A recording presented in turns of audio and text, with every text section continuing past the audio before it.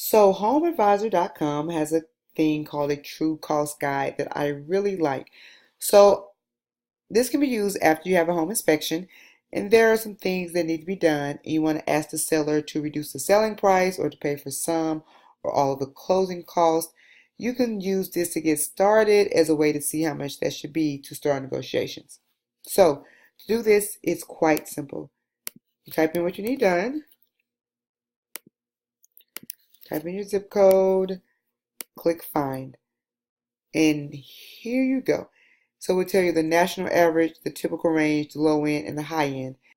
So if there is not enough data for like a local average, we'll show you the national average, but it's still a really good starting point um, for you to start negotiations. You can reach out to more local contractors and get more detailed information or quotes or things like that.